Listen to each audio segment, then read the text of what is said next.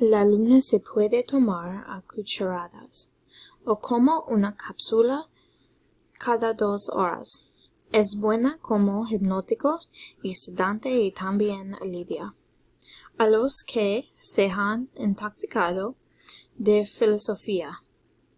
Un pedazo de luna en el bolsillo es mejor amuleto que la pata de conejo. Sirve para encontrar a quien se ama, para ser rico sin que lo sepa nadie, y para alejar a los médicos y a las clínicas.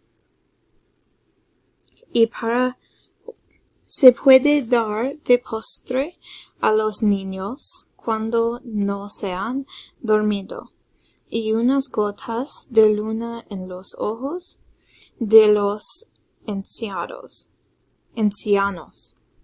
ayudan a bien morir.